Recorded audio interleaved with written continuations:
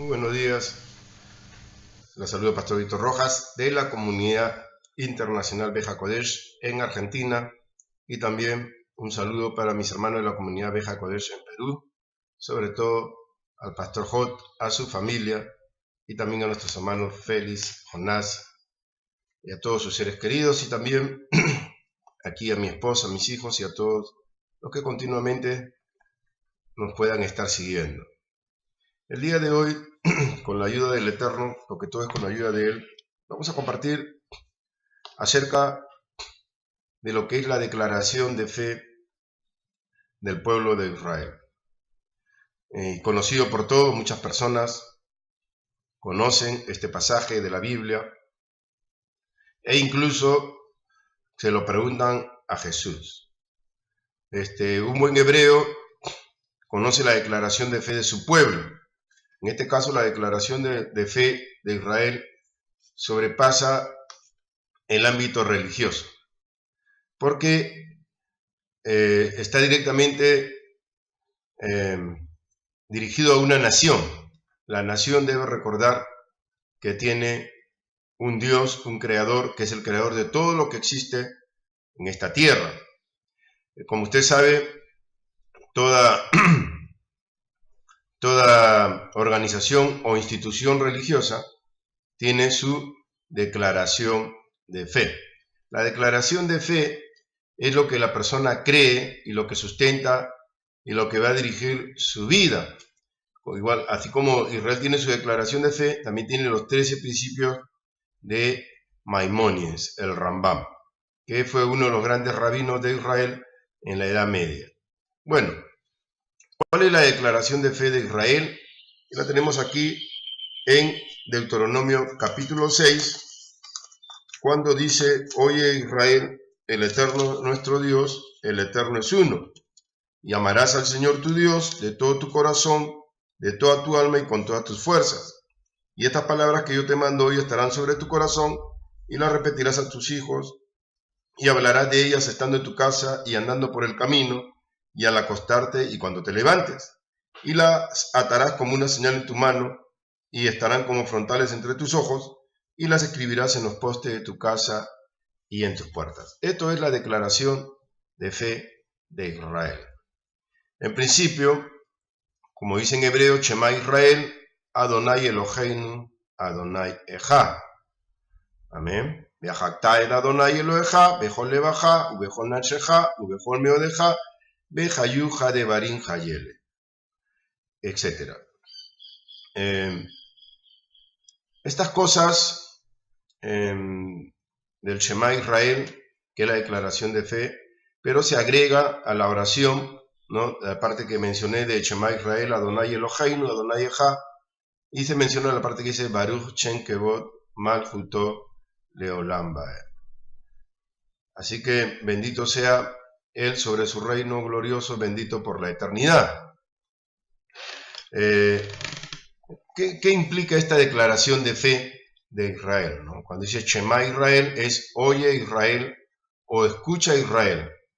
Es decir, presta atención para que ejecutes todo lo que el Eterno, tu Dios, ha establecido y te va a hablar.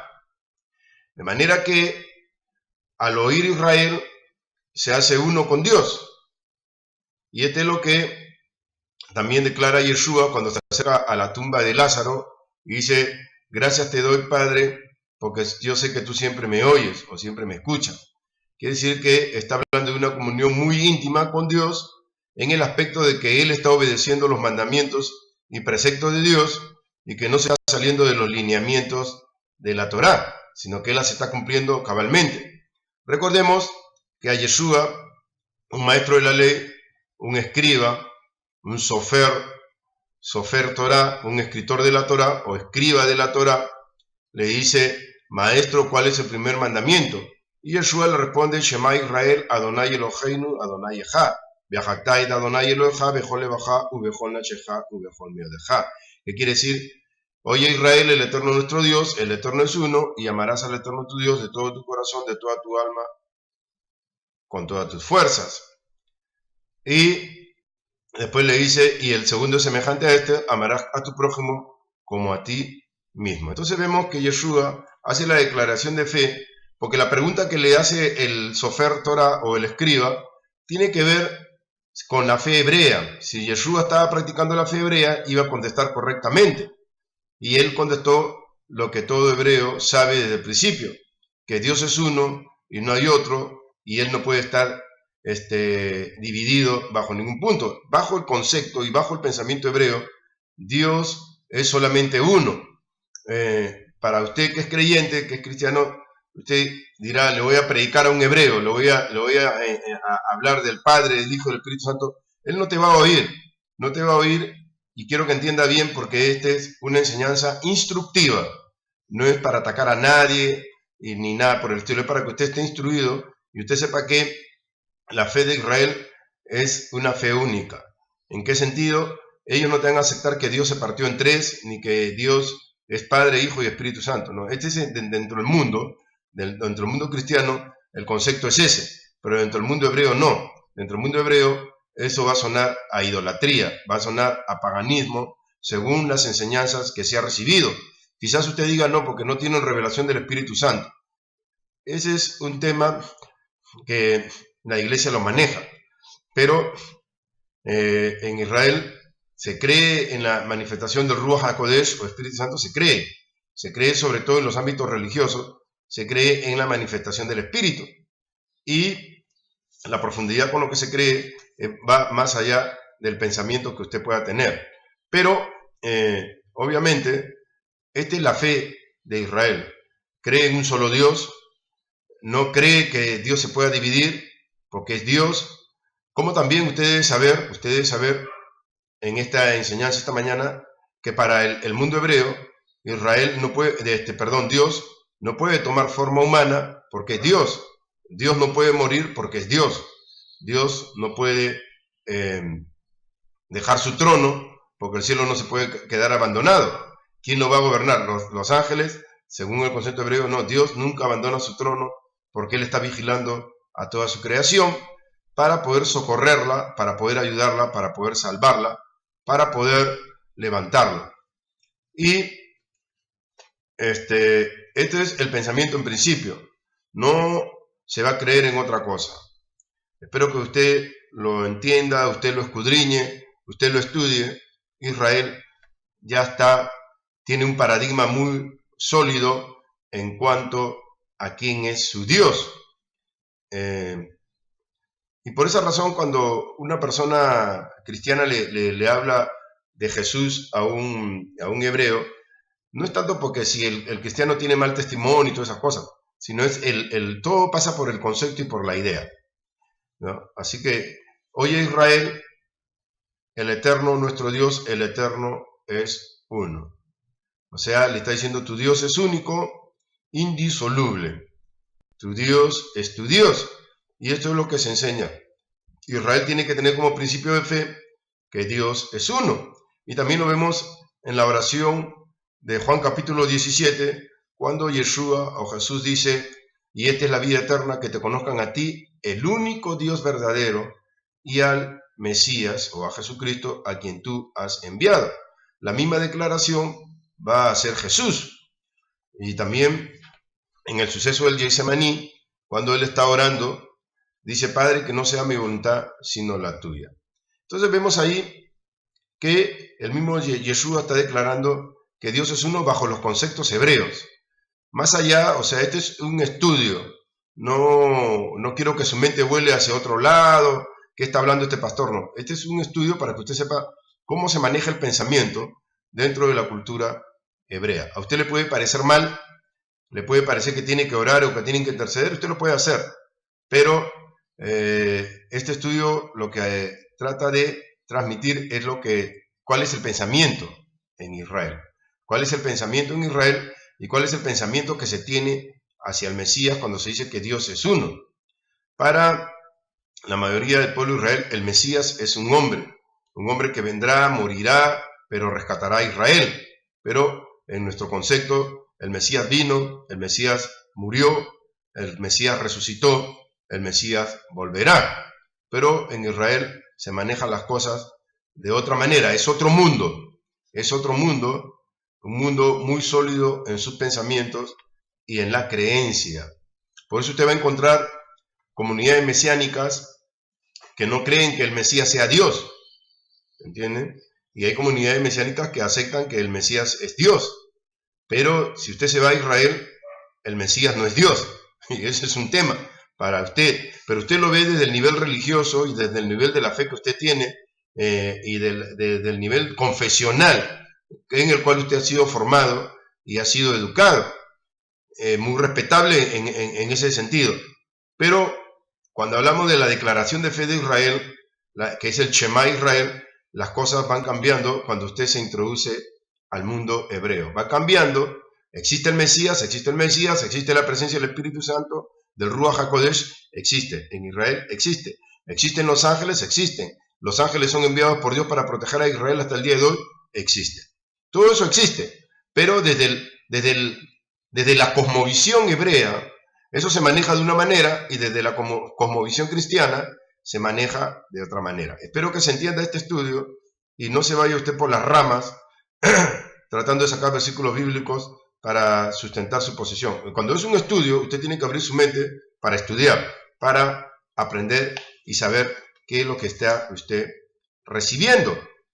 Bien, entonces nos dice Shema Israel que tiene que ver con prestar atención profundamente desde tu corazón, o está involucrando todo tu ser para que vos puedas entender que es la voz del cielo la que te está hablando, la que te está diciendo qué es lo que vos tenés que hacer. Y para esto tiene que haber una disponibilidad de corazón de obedecer al Eterno. Ahora, cuando el Eterno le está hablando a Israel, se está manifestando no solo como el Dios de Israel, sino como el Padre de Israel.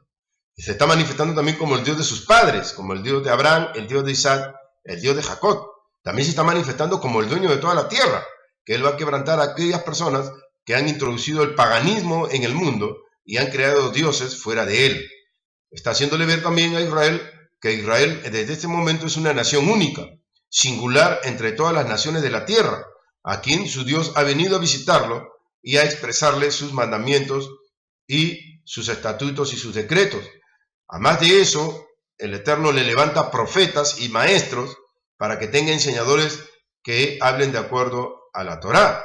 Además de eso, les habla de un Mesías redentor, ya desde la persona del rey David. Todo esto tiene un carácter nacional más allá del pensamiento religioso que usted se puede imaginar. O sea, usted tiene que ver que Israel es una nación, no es una religión. Israel es una nación. Pues se puede hablar de religión judía, eso se puede decir desde este mundo, pero desde la perspectiva hebrea, Israel es una nación que cree en un Dios, que tiene un libro, es el pueblo del libro, y así como Dios defendió a Israel en la antigüedad, lo va a defender el día de hoy, porque Dios está presente en su pueblo. Este es el punto importante. Así que la palabra Ejad es uno, único, indivisible, según el pensamiento hebreo. Y le dice, Beajaktá et Adonai Elohá, y amarás al Eterno tu Dios. Y este es el punto. ¿Cómo amo a Dios? ¿Cómo lo amo? Dice, Beajaktá es, y amarás et Adonai al Señor tu Dios. Elohá, tu Dios. Israel tiene que amar a Dios y lo tiene que demostrar guardando los mandamientos. Esto es lo que nos dice Yeshua. Yo he guardado los mandamientos de mi Padre y por eso el Padre me ama, porque yo he respetado todo lo que Él ha determinado para su pueblo. Eso es propiamente lo que Yeshua está expresando. Lo que a muchos que estaban en contra de Él no podían entender cómo es que era un solo hombre, podía decir que Él estaba amando al Dios de Israel por encima de otros israelíes. Eso como que creó un poco de controversia en las personas que debatían contra Yeshua. Y también recuerde que Yeshua nunca dijo que los fariseos estaban enseñando mal, no lo dijo, dijo que dice la escritura en Lucas de que él enseñaba como los escribas y los fariseos, pero con autoridad, pero para darnos a explicar después, o para explicarnos después, de que ellos decían pero no cumplían. Ese ya es otro tema, pero en cuanto a las enseñanzas de la Torá, Yeshua está haciendo ver de que ellos están enseñando lo correcto, pero no lo están viviendo porque tienen otros intereses ocultos o oscuros. Pero no podemos generalizar, porque había mucha gente del partido fariseo que estaba a favor de Jesús, y eso se ve en el libro de los Hechos. Tenemos el caso de Nicodemo, en este caso tenemos el caso de José Arimatea, y tenemos el caso de Bernabé, que era levita, sacerdote levita, y ellos estaban a favor de las enseñanzas de Yeshua y creían firmemente que Yeshua era el Mesías. Así que tenemos el caso, por ejemplo, de Saulo, que también era fariseo, a quien se le presenta el Señor y le hace ver cuáles son las cosas que están sucediendo, ¿no? Y tenemos el caso de Gamaliel, que no estaba contra Yeshua, uno de los grandes rabinos de la antigüedad, pero que les dijo a sus correligionarios o a sus colegas fariseos que tuvieran mucho cuidado con lo que estuvieran haciendo, no sea que lo de Yeshua sea un producto de Dios y se vaya a caer en el error. Esto es importante saberlo, pero de que ellos estaban enseñando como tenían que enseñar, sí, el punto estaba en cómo vivían, pero no podemos generalizar, porque no era un solo fariseo, ni era un grupito aquí por ahí, no, eran grupos muy numerosos, muy numerosos, donde el debate era muy fuerte con relación a esto, pero obviamente se impusieron los que tenían más poder. Era plan de Dios de que Yeshua tenía que dar su vida. Bien, entonces Yeshua mismo con su vida expresa que él está amando al Señor con todo su corazón, con toda su alma y con todas sus fuerzas. Pero también vamos a encontrar personas que comenzaron a creer en las enseñanzas de Yeshua y comenzaron a seguir a Dios a través de él, creyendo y amando al Eterno con todo su corazón y con toda su fuerza. Este asunto del Shema Israel pasa también como una especie de advertencia a Israel para que no caiga en la idolatría. ¿Por qué digo esto? Si nosotros revisamos todos los exilios y todos los problemas que tuvo Israel, aún en el periodo de los jueces, cuando Israel pecaba y Dios enviaba jueces, pero también lo castigaba por un periodo de 30, 40 años, hasta 80 años, Dios castigó a Israel y aparecieron personas como Gedeón, como Jefté, como Sansón, como Barak, como Débora, ¿no? Y otros personajes más que nos menciona el libro de los jueces. Y vemos que Israel siempre pasó por periodos muy fuertes cuando se desvió del camino de Dios o de saber de que Dios era uno, y el corazón iba tras la idolatría, tras el paganismo, cuando Israel caía en el hecho de creer en otros dioses. Entonces, Israel era afligido a causa de sus desviaciones. ¿Por qué? Porque Israel siempre tiene que recordar que Dios es uno, que no está dividido. Adonai Echad, el Eterno es uno, o Hashem Echad, como usted lo quiera decir. Él es uno y es único. Es el Dios de nuestros padres, el Dios de Abraham, el Dios de Isaac, el Dios de Jacob. Este asunto de creer en el único Dios, vemos también que lo enfrenta el profeta Elías. El profeta Elías enfrenta el hecho de que el corazón de Israel estaba dividido con relación a Baal. Y vemos pues la historia, cómo termina degollando a los 450 profetas de Baal, el profeta Elías. Valga la redundancia en la palabra profeta. Entonces, vemos que ahí Israel empieza a gritar, Hashem es uno, Hashem es uno, Hashem es uno. Entonces, ¿es el único o es el Dios? Es el único. No hay nadie, no se puede inventar nada. Y todos los exilios que ha tenido Israel tienen sus raíces pues en la desviación de la Torá o no haber cumplido los preceptos de la Torá. Propiamente es eso. La advertencia que da Yeshua acerca de la destrucción del templo el año 70 después de su nacimiento tiene que ver con esto, con el quiebre de la Torá. Entonces Yeshua comienza a profetizar. Los profetas en Israel tienen por común profetizar cuando hay un quiebre de la Torá, cuando no se está cumpliendo la Torá y cuando se está haciendo todo lo contrario a lo que está escrito en ella. Por eso Yeshua dice, no, yo antes honro a mi Padre y guardo sus mandamientos. Eso lo estaba diciendo él a sus contrincantes, y así se le puede decir contrincantes, hacia las personas que lo estaban persiguiendo o lo estaban acusando. Dice, ustedes no me honran, pero yo estoy honrando los mandamientos de mi Padre. Ustedes no están honrando los mandamientos que el Padre estableció.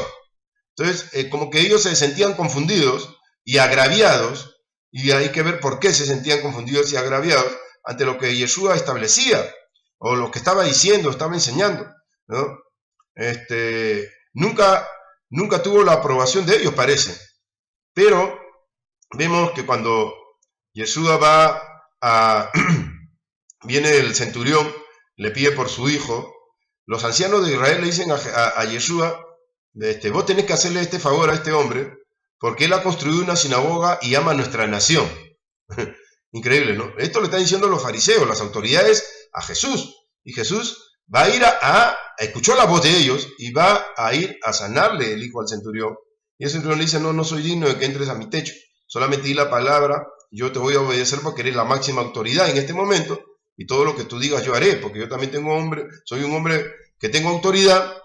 Y le digo a este ve y va, y al otro ven y viene, y al otro limpia y limpia. Entonces yo obedeceré. Yo en este momento no tengo autoridad frente a ti. Y Yeshua le dice, aún no he hallado tanta fe en Israel. Pero vemos que en la conversación que Yeshua tiene con estas autoridades, él acepta lo que ellos le están diciendo, de que este hombre ama a la nación porque construyó una sinagoga.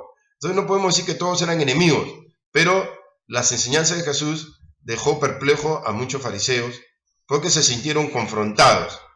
Ellos siempre pensaban que eran limpios y que tenían el cielo ganado directamente por sus méritos. Pero Yeshua le hace ver que no es el mérito, sino el arrepentimiento verdadero lo que te acerca al Eterno. Entonces tenemos, después de todo esto, de haber hablado de que Dios es uno, tenemos la palabra Bejol Levatja, y amarás, ¿no? Bejol es con todo, Levatja corazón. Y una particularidad que encontramos acá es que la palabra Levatja, el corazón es Leb en hebreo, Led, la Lamed y la Bet, pero acá encontramos dos Bet. Entonces dice Levatja, y esta palabra Levatja indica, según los sabios de la Torá, según los rabinos, que el hombre ha nacido con un corazón que tiene dos lados, el lado bueno y el lado malo. Entonces la voluntad del hombre va a ser probada desde su lado bueno y desde su lado malo. Si el corazón se inclina por lo malo, porque el corazón tiene las dos partes, de la bondad y de la maldad, según lo que el hombre decida hacer, va a ser su vida, ¿no? Por eso dice la Biblia que de la abundancia del corazón habla la boca. Eso lo dice el Señor Yeshua, o sea, dándonos a entender lo mismo que están enseñando los rabinos o los sabios de la Torá, que el hombre tiene en su corazón cosas limpias y cosas sucias. Si saca de su corazón lo sucio, eso va a ser su vida. Pero si saca de su corazón lo limpio, lo moral, la buena moral, las buenas costumbres, el respeto hacia el prójimo, eso va a ser su motor de su vida, lo que lo va a dirigir toda su vida. Pero si de lo contrario decide el mal, la parte mala, se sobrepone sobre la buena, ese hombre necesita arrepentimiento para que la cosa mala vaya bajando y vaya subiendo lo bueno ante Dios y sea liberado. Ese es el tema por el cual Yeshua, cuando viene a cambiar un corazón, va quitando esa parte mala que creció en tu vida. Así que amarás al Señor tu Dios de todo tu corazón, con todo tu mucho. Tanto la parte mala como la parte buena se tienen que inclinar a Dios. Se tienen que inclinar al eterno Creador para poder glorificar al Eterno, para poder exaltar al Eterno, para poder elevar tus plegarias con rectitud. Por eso que tenemos esa lucha, muchas veces con la codicia, muchas veces con la venganza, muchas veces con el deseo pasional. Tenemos esa lucha por estas dos partes que tiene el corazón.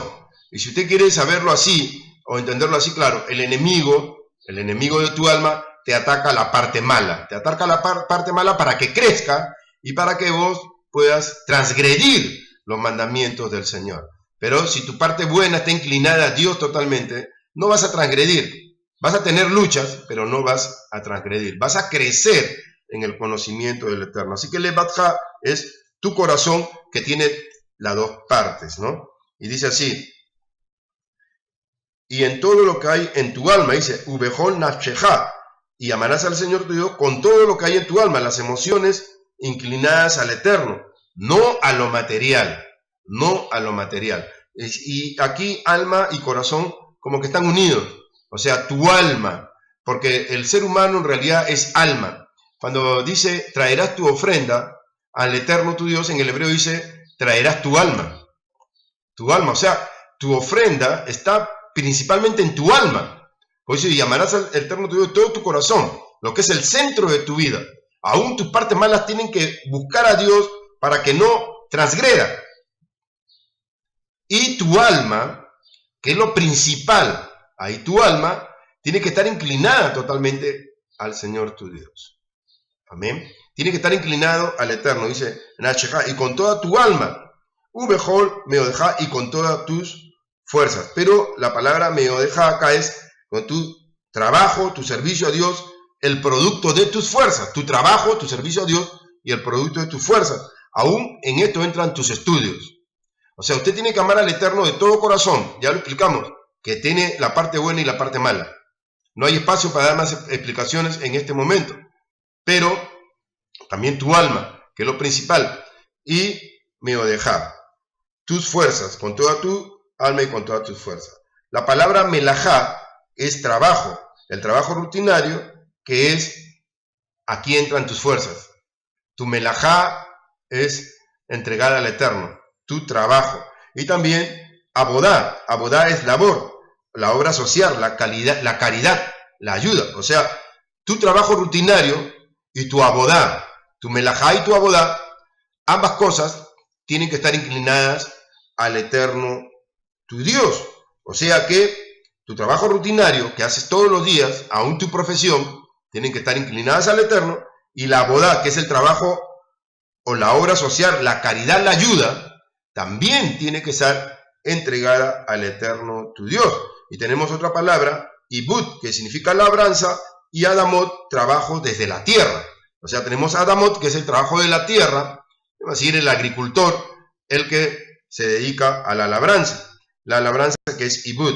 Así que la fuerza de trabajar proviene de Dios, por lo tanto, la entrega de dinero traducida en diezmo y ofrenda es un servicio del hombre a Dios en reconocimiento testimonial de que es el Eterno quien nos provee fuerza y sabiduría para trabajar. En este caso, el diezmo y la ofrenda fueron entregados siempre al sumo, a los levitas, y los levitas separaban el diezmo y los diezmos como primicia para el sumo sacerdote.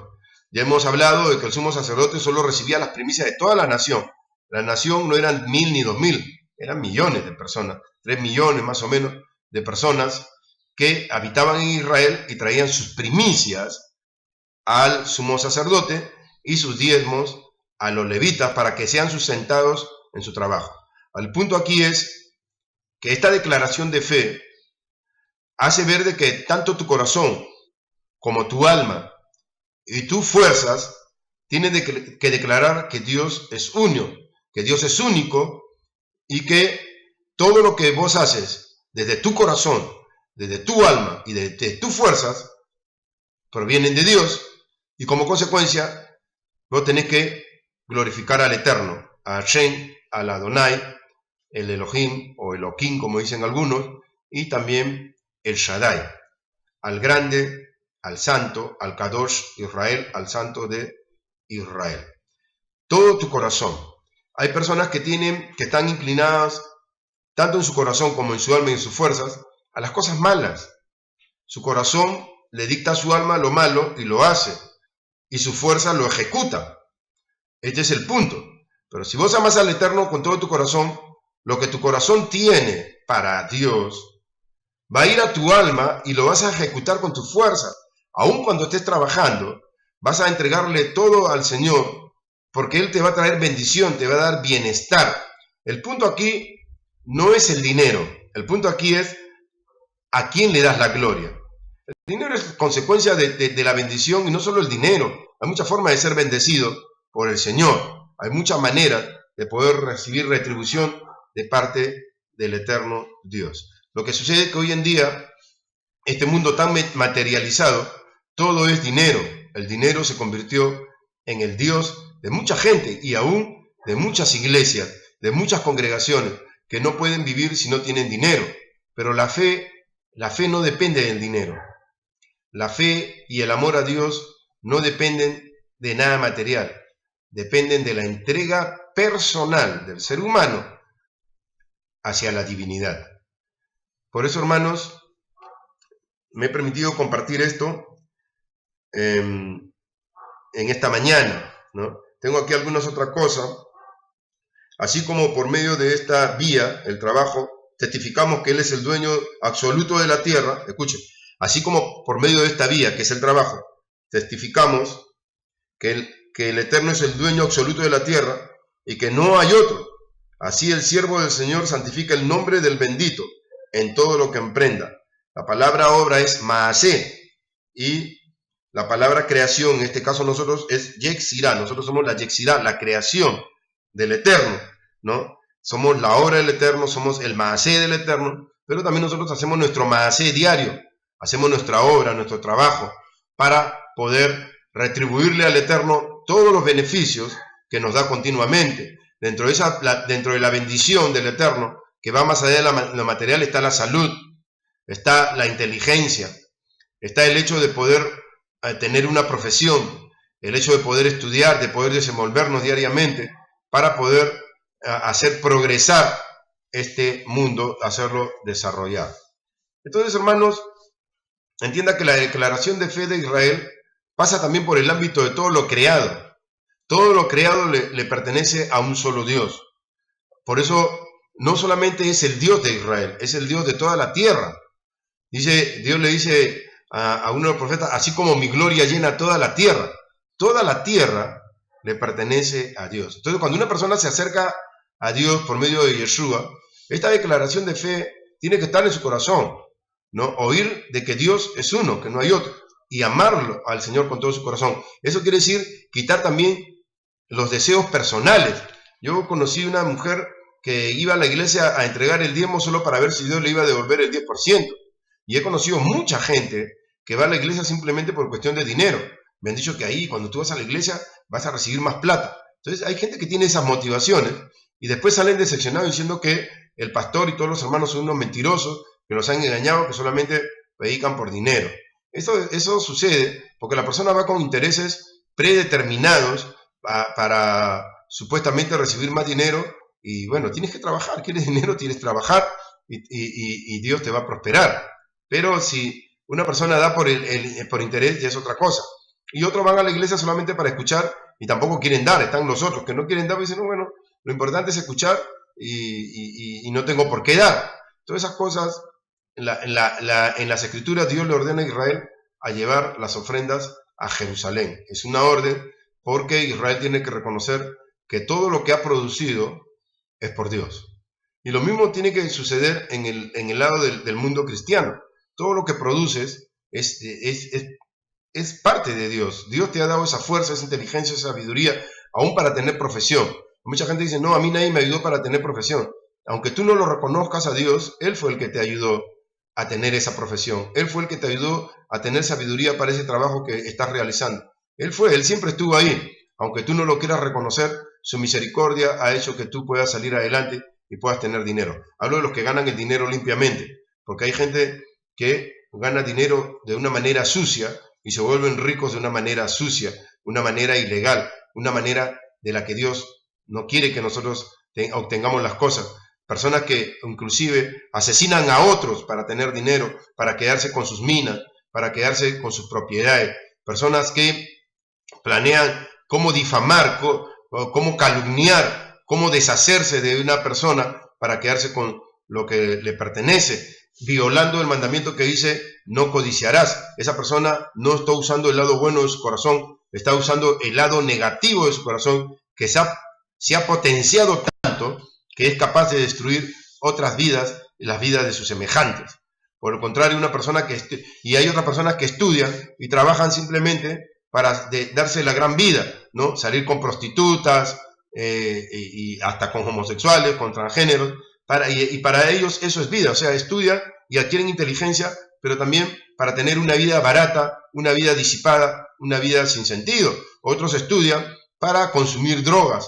Quiere decir eso, que dicen, no, pero ¿a quién se le imagina que va a estudiar para consumir drogas? Me refiero que estudian, sí, estudian, logran tener conocimiento y su dinero lo usan para consumo de drogas o alcohol, o para salir con mujeres de dudosa reputación y también trayendo malestar a sus hogares. No estoy diciendo que una persona estudia para drogarse, no. Estoy diciendo que hay personas que terminan de estudiar y tienen ese problema de la adicción de las drogas, ¿no? Profesionales, he conocido casos de médicos, he conocido casos de políticos que han hablado conmigo, políticos. Tuve la oportunidad de hablar con un político que tenía problemas con las drogas. No voy a decir su nombre, pero me decía, pastor, yo tengo este problema. Y ganaba mucho dinero, pero me decía, yo no puedo sostenerme, me desaparezco hace una semana que no voy a mi casa. No quiero que esto salga ni siquiera en los diarios, ¿no?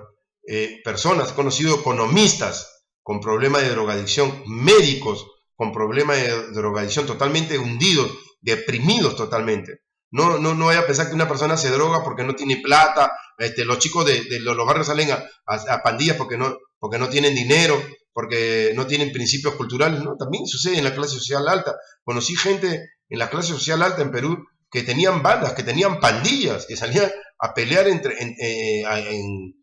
guerras callejeras, ¿no? Eso no sale mucho a luz porque se cuida la imagen de la clase social alta. Pero yo vi muchas cosas en mi vida, las vi, no me las contaron, las vi. Vi hombres que se desaparecían una semana en su casa con profesión o 15 días y estaban pues metidos en la droga, en el alcohol y sabe Dios en qué otro tipo de cosas. Se potenció el lado malo y Yeshua quiere quitar eso malo del corazón para que la persona sea liberada de su pecado. Entonces, estas personas pueden creer en Dios, pero no lo están amando. Creer en Dios no significa que una persona ama a Dios, porque cuando Dios dice, oye Israel, está diciendo, presta atención para que vivas en la dimensión espiritual y en la santidad que yo he determinado para ti. Eso es lo que usted tiene que ver. Dios te puede sacar de eso, como ha sacado a muchas personas. Dios puede hacer que tú oigas su voz y que conozcas que esta declaración de fe que Dios le dio a Israel también es para ti. Esta declaración de fe de saber que Dios es uno, que es el dueño de la tierra, que es el único bendito, que nos ha dado la salvación en el Mesías. Ese mismo Dios quiere liberarte de todos tus pecados, de todas tus angustias, de todo tu dolor, aún cuando vos tenés conflictos en la iglesia. ¿Cuántas personas van a la iglesia y no pueden salir de esa parte mala? Porque no la entregaron totalmente, no la entregaron y todavía tiene dominio sobre ellos. Entonces el Mesías, por medio del Espíritu del Eterno, quiere quitar el dominio de esa parte mala, negativa, que te hace que estés afligido. No solamente es el enemigo, no solamente es el diablo te tienta, pero no te puede obligar, solamente te tienta. Y tienta tu parte mala para que te rebeles contra Dios. Ahora somete esa parte y dile, Señor, yo la someto. Somete tu alma también al Señor. Porque lo primero que va a hacer Dios es traer a cuentas a tu alma. Tu verdadero yo es tu alma. Tu alma es tu verdadero yo. Nuestro cuerpo es una caparazón prestada, que el padre y la madre cuando se unen, sale el cuerpo. Pero el alma la pone Dios. Y el alma es lo que va a ser juzgado. Va a ser juzgado por Dios según la inclinación que haya tenido.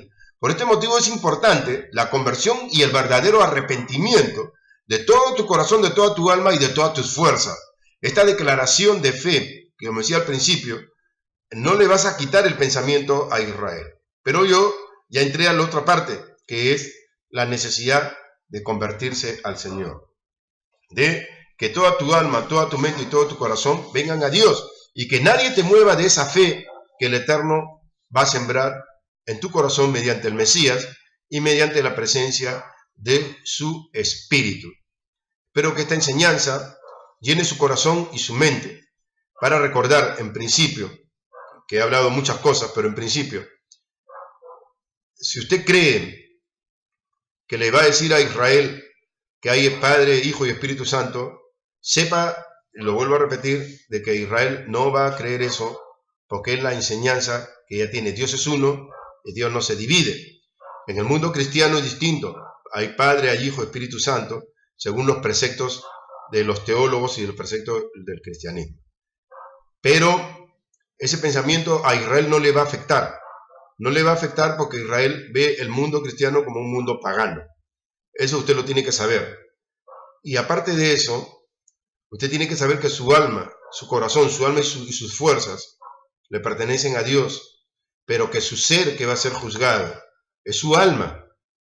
Su alma va a ser juzgada por Dios, porque el alma le pertenece a Dios. Según donde usted se haya inclinado, y según como usted esté viendo a Dios, se lo está viendo desde el lado de la perspectiva bíblica o del lado de la perspectiva filosófica. ¿Qué quiere decir esto? Dios se presenta como uno en la perspectiva de las Escrituras, y desde la perspectiva de la filosofía teológica filosófica, Dios se dividió en tres. Según como usted ve a Dios, usted va a ser juzgado también. Entienda esas cosas. Y según eso también usted va a ser salvo. La salvación la trae el Mesías. Que el Señor bendiga esta enseñanza, que usted la pueda entender, que usted sepa que es una enseñanza y no es una posición, es una enseñanza, y la posición en este caso es la que tiene Israel, y la posición en el otro aspecto la tiene la iglesia. ¿Qué cree usted? Usted cree como usted lo formaron y a usted lo enseñaron. ¿Qué cree Israel? Como lo formaron y lo enseñaron. Es importante que usted lo sepa, porque yo escucho personas que dicen, le prediqué a un judío, se quedó sorprendido cuando le dije que Jesús era el Mesías. Sepa que muchos de ellos ni siquiera se sorprenden, solamente te están siguiendo la corriente. Y los que se convierten de verdad. Los que creen en Yeshua como Mesías, ellos son los que se han convertido de verdad. Y hay otros que piensan que tú le quieres quitar a la idea del Dios único y le estás vendiendo 3 dioses. Hay gente que piensa eso, que le está vendiendo 3 dioses y que lo quieres quitar le quieres quitar la cultura a Israel. Cuando usted se acerca a predicarle a un hebreo, lo primero que el hebreo va a pensar es que usted le quiere quitar su cultura, que usted lo quiere asimilar y que lo quiere volver pagano. Eso es la gran verdad. Por eso este punto de la declaración de fe es una cosa muy fuerte, ¿no? Y yo quiero que lo vuelvo a repetir. En Israel se ve el mundo cristiano como un mundo pagano, idólatra, que ha creado 2 dioses más aparte del Dios verdadero. Que el Señor lo guarde, y espero que usted entienda esta enseñanza, que la medite profundamente en su corazón. Usted puede investigar y hacer su crítica, usted es libre de hacer su crítica, pero sepa que va a encontrarse con este punto. Inclusive en Deuteronomio 13, si no me equivoco, cuando dice no mencionarás el nombre de otros dioses, cuando usted va a Israel, está prohibido mencionar el nombre de Jesús, porque Jesús es un Dios, el Dios de los cristianos. Entonces, no puedes mencionar, te hacen, no, acá ese nombre no. Eso sucede. ¿Por qué? Porque agarran la Torah y dicen, no, acá no hay que mencionar el nombre de otro Dios. Y está así, no puedes mencionar el nombre de otro Dios. Entonces en Israel, decir Jesús es decir que es otro Dios. Ese es el tema que usted tiene que saber. ¿Por qué la declaración de fe en Israel, el Shema Israel, y las 13 reglas de oro de Maimónides hablan de un Dios en el cual el Mesías no es Dios, sino un hombre? Espero que esta enseñanza lo llene, que usted lo sepa de una vez. No se sienta mal, no se sienta confrontado, no se sienta como que le quieren quitar su verdad. Siéntase como que usted está aprendiendo, que usted está estudiando y que usted tiene un alcance más de lo que se piensa en Israel. Pero el arrepentimiento, vuelvo a repetir, el arrepentimiento del lado malo del corazón y del alma y de las fuerzas nuestras hacia Dios es un hecho.